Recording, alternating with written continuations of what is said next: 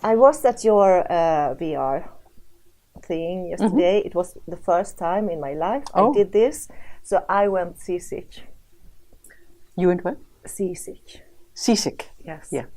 So I was, and I really didn't understand how to, this. Where should I? How to work it? No. So this time, but it's not for everybody. No, it was the first time, so I'm a beginner. Most people are. Yeah. So, it's, sorry. Oh, it's okay. Because no I have to just cancel this. No. I was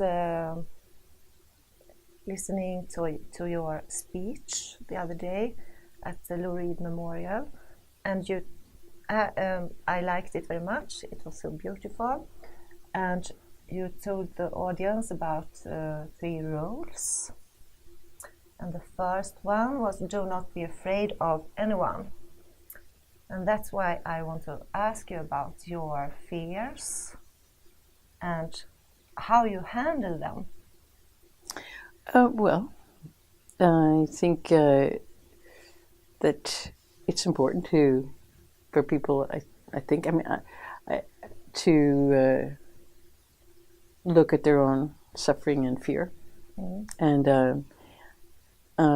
I think I like to try to define my own suffering and fear to see what it is, and then I can look at it more clearly to see what But if you pretend that you're not suffering, then you won't be able to see it. So I think the first thing is to open your eyes and in fact enjoy your own suffering. In the sense that you can be happy about being unhappy. You can do that, just that it's a sense of achievement that you can get to realize, oh, I'm really suffering at the moment. And so that's how I do it. Just jump into it. Or what's that? Jump into the problem or suffering. I try to see why I'm suffering as opposed to just, oh, I'm suffering. Oh, I'm afraid. Because if you really try to define what you're afraid of, then it's better. Now, are you afraid of people, or did you? No, it's not. It's not about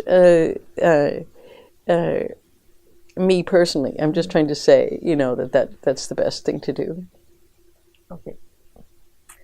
And yesterday you were talking about endings. Yes. Yeah. And I wonder if you do you really think that it's going to an end right now, or nobody knows. No, nobody knows. I mean, but of course, it's a possibility. So, and it's more of a possibility than it used to be that things would end. So, I think that we have a responsibility to at least consider that. Other than just try to pretend that it's not happening, because it is. And in terms of, let's say, climate, a lot of things are ending for species and maybe for us. So, and we're aware of this. So that gives us a very unique opportunity to see what that is. That's why I was, talking about this idea of karma and stories. Stories are things that you convey to others. And if you're telling your story to no one, if human history ends, who are you talking to? And it's an awesome thing to still be talking to and realizing that you might be talking to no one. makes you think about how it works anyway, and where your stories go and where you want them to go and how transactional it is, because stories are about not just the person who's telling it, but the person who's listening. And it's very much about who it's addressed to. I'm sure you think about that in your website all the time. Who are you talking to? It's not just a monologue about you as, whatever you're doing. You're trying to, I think, since you have this website, that you're trying to elicit a conversation, or you're trying to get some reaction, or you're trying to get people to watch it at the very least. But I'm more and more interested in art that goes two ways. That isn't just a show that we're supposed to look at another person doing something and singing or talking or dancing. So that's why I'm interested in VR, is because it requires you to walk around inside it. And I find that very interesting. Not just to passively look at it or see it as a kind of thing. I think it's a big difference maybe to be an artist here in Sweden and in New York or USA, because I think in Sweden, perhaps it is like that in your country too, but in Sweden you are talking about reactions. People don't show their reactions so much, You have to spoil that kind of thinking, because otherwise you do nothing. You don't think people show their reactions here? No, they don't. Mm-hmm. They hold everything tight. Mm-hmm. It's our climate. Mm-hmm. What about when it's warm? Do people become more expressive? I've been here in the summertime. I see people being more, of course. Let's say, open. Yeah, they are more open. But when you're talking about feelings, when you're talking about art and reaction, you talk about feelings. Mm-hmm. And I think a lot of people here, they have to analyze what they see a lot and not feel what they see. Mm-hmm. I think it's a problem. Well, analytical things are and using your mind like that are wonderful too. I don't think I would be the last person in the world to say what other people should do. You should feel things more intensely. I think it's what I was saying in this thing yesterday was I find this phrase very interesting. It was in a song that my husband did called, and it's a phrase called that is between thought and expression. So what happens between your thought and your expression when you're absorbing something and then you are expressing it? So you're saying that your feeling that is that people think about it, but they don't express it, and maybe even don't feel it. But I think it's saying, I don't think we can read people's hearts or minds very well. I think that you can think about something and absorb it without expressing it like, it's just a very different way of experiencing art, let's say. And fortunately, we all have very different ways of doing that. So we also make very different things as well that have different kinds of codes and layers and are not so overtly expressing emotions. I, for example, am not an artist who feels that I need to express myself. This is not my goal as an artist. I don't care if you know me better. I don't care if I'm expressing my emotions. That is not number one.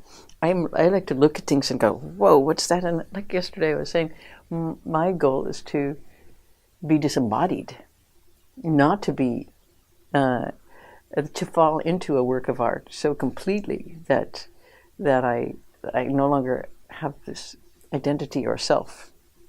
I'm not trying to get an identity. I'm trying to lose my identity, I think. And so that's very important to me, and I think so that if I can get lost in a book and get lost in a piece of music, I don't have to express it. I can, or even respond to it. I'm lost in it. And so I think it's difficult to say how people should react to work or how they should react to life, of course, if you're shutting down so many of your senses, it's probably unfortunate. Well, that's why I said that I don't care so much about reactions, because you don't know what goes on in people. No, it's not so interesting, I think. But anyway, I want to ask you about which artists did inspire you in your work? Yeah, so many people. When I started, it was really my teacher, Saul Lewitt, who was my teacher because I started in sculpture and painting, and he was a very, very generous and wonderful artist. And yeah, I was just lucky to be part of a scene where there were many people making things in New York, and so Vito Acconci and Saul Lewitt and Philip Glass, and it was all part of a scene that I was in, and I just loved watching people who had such a commitment to making things. So this man who made these pictures, he had one question to you. Okay. And it's are you watching any YouTube channels? No. No. Not. Well, yeah, sure I am. Yeah. I mean, yeah. I mean, like everybody, there's a million things happening. Yeah. And what are you interested in? Do you have any special? No, I don't have any special ones. It's just what I happen to be researching or looking at the moment. Oh. Yeah. Okay. So, and how did you get in contact with Tai Chi and Buddhism and things like that?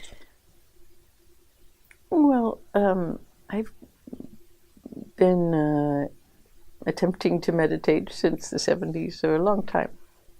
And really I wanted to study that because I wanted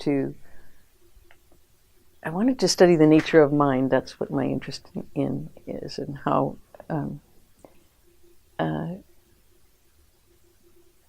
how the mind works. So this is my field, and with Tai Chi, I like it because it's a moving meditation, and so you can really involve your body in your mind and have that connection that I think is for me very important, and it also has a lot of energy in it. It's not contained, and it's like that as well. It's complicated. It's yin and yang, so they're balancing out, and I like to try to find that sort of balance. Do you have a Chinese master? Mm-hmm. Yeah, Master Ren Guanyi. Okay. He's a Printzén champion of China, and really an amazing teacher. He lives in China or in USA? He lives in New York. Oh, okay. Yeah. But he goes to China a lot, and it's Chen style Tai Chi. So it's a more forceful, let's say, than Wu style, and has more elements of martial arts. Have you been in China also to practice Tai Chi there? Mm-hmm. Yes. Mm-hmm. In this Tai Chi village or Chen village, yeah. Oh, okay. Mm-hmm. So, yeah, it's a really amazing form. So, we're working on a book now called The Art of the Straight Line, which will be about Tai Chi. It's basically will be by Lou Reed, and we're putting his words together and along with a number of interviews. And tomorrow I'm going to see a Tai Chi center in outside of Paris that was put together by a friend of his, and so we're trying to link Tai Chi centers around the world and especially the ones that have sort of art centers, Tai Chi centers, and see if we can get some energy going. Is it a big thing in This year. USA, Tai Chi? Is it big in the US? Yes. Yeah. Okay, because it's not so big here in Sweden. Mm-hmm. I wonder because I always, I love Iggy Pop, I love Lou Reed, I love your stuff, and I think I know that all of you are practicing Tai Chi. Mm-hmm. So it's I wonder, is that a coincidence or not? Because it's something in the art which it's very, very, it's something, and it has to do with that for me. But yeah, it does, because it has to do with energy. Yeah. So, how do you use energy to make art? How do you train yourself to focus your energy, and also get energy from wherever you are? I know several people here in Gothenburg who do qigong, and that seems to be a little bit more popular here. But yoga, very popular. yeah, and so it's very related. You know, they're all quite related. Yeah, good. Yeah. Okay. Thank you. You're very so welcome. much. You're so welcome. And thank you for these. It's really, really nice to have those. They're beautiful. Yeah. I love the lamination. Yeah. It's really great. Yeah.